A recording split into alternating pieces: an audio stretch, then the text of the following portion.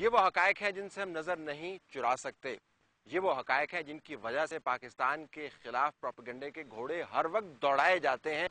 अनवाओ अकसाम की स्टोरियां छपती हैं। हमने अपने खिलाफ प्रोपेगेंडे का इतना बड़ा दरवाजा खोल के रखा हुआ है और उसके बाद हम हैरान होते हैं और परेशान होते हैं कि दुनिया हमारे खिलाफ ये घिनौना प्रोपेगेंडा क्यों कर रही है। उसको काउंटर करने के लिए हमें क्या करना चाहिए, इस पर जाने से पहले हम आपको ये बताना चाहेंगे किसी जमाने में शुमाली वज़ीरिस्तान के अंदर जाना बड़ा आसान था। अगरचे सफ़र थोड़ा सा तवील था और रोड टूटी फूटी थी, लेकिन अगर आपने इरादा बांध लिया हो तो बड़ी आसानी से आप 3-3.5 घंटे की मुसाफत तय करके इन टूटी फूटी लेकिन फिर भी काबिल सफ़र सड़कों पर से होते हुए आराम से शुमाली वज़ीरिस्तान के अंदर दाखिल हो जाते थे। और जब आप शुमाली वज़ीरिस्तान में दाखिल होते थे तो कहीं पर आपको नज़र नहीं आता था कि जिस तरह ये इलाका अस्करियत पसंदों के तसल्लुत में है। अगरचे हर तरफ से खबर ये यकीनन बनती थी कि इन बाज़ारों के अंदर, इन दुकानों के अंदर, इन चेहरों के पीछे वो लोग छुपे बैठे हैं जो किसी वक्त भी आपके ऊपर धावा बोल सकते हैं। अगर उनको ये शक हो गया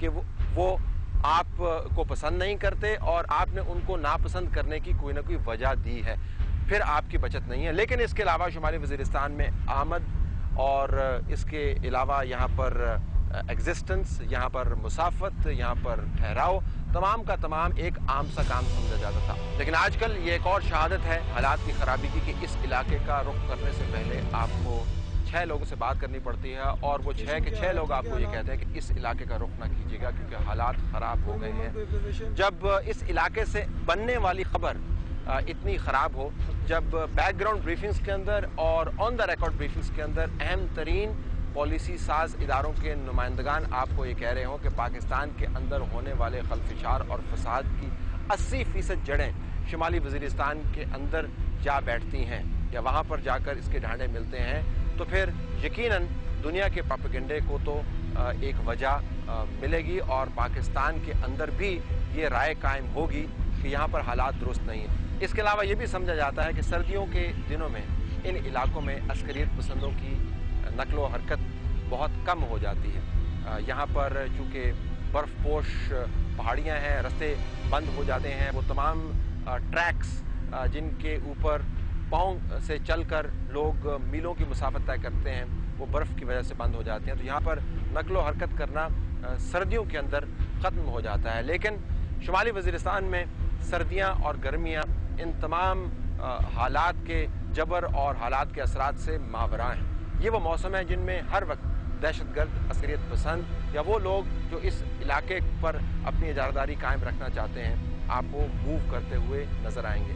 उनकी रोक टोक के एहतमाम के लिए आर्मी ने यहाँ पर अपनी प्रेजेंस बहुत अरसे से रखी हुई है। पहाड़ों की चोटियों पर हर जगह पर आपको आर्मी की प्रेजेंस नजर आएगी। कोई जगह ऐसी नहीं होगी जहाँ पर आर्मी ने पोजीशंस ना संभाली हों। इस किस्म की फोर्स डिप्लॉयमेंट से दुनिया मुराद ये लेती है कि आर्मी को भी इस अमर का एहसास यकीनन है कि यहाँ पर हालात उतने ठीक नहीं हैं जितने के पाकिस्तान के अंदर अमूमी तौर पर समझे जाते हैं। अगर हालात ठीक होते तो इस किस्म की फोर्स को डिप्लॉय क्यों किया जाता।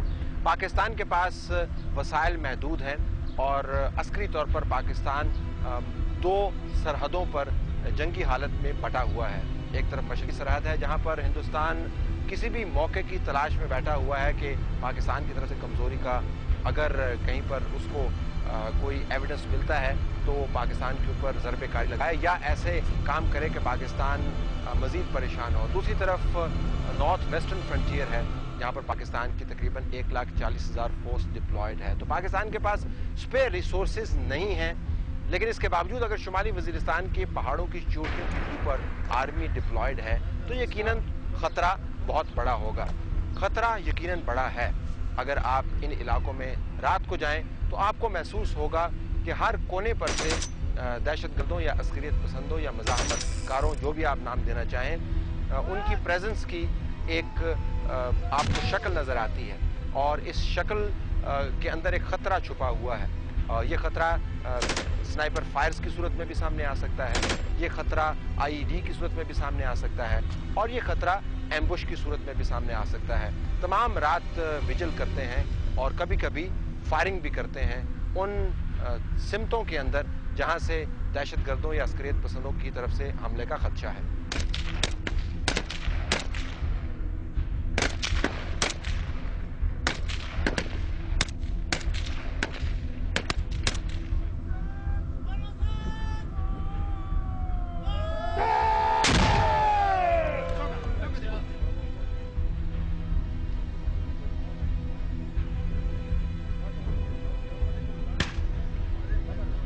रात की तारीकी को रोशन करने के लिए टेक्नोलॉजी मौजूद है, लेकिन दिन के अंदर भी हालात कुछ इतने ज्यादा मुवाफिक नहीं होते। हर जगह पर एम्बुश का खतरा रहता है।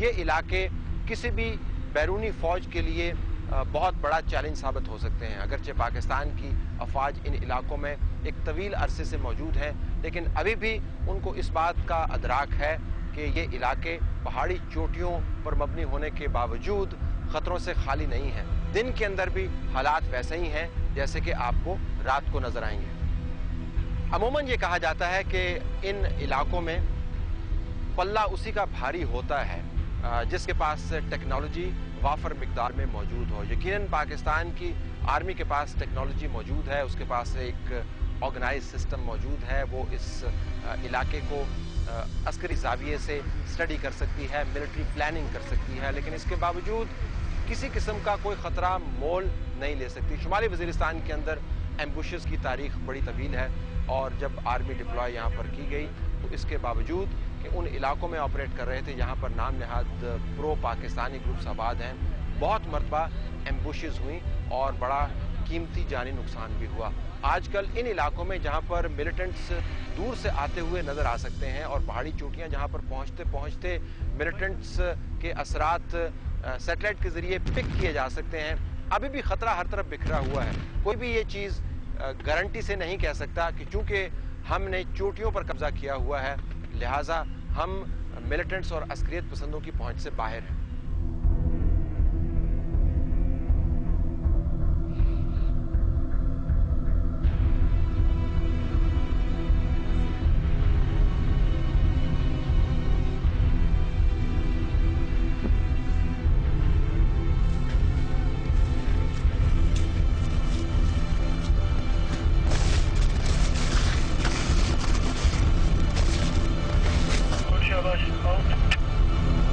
Roger, sir. Get up.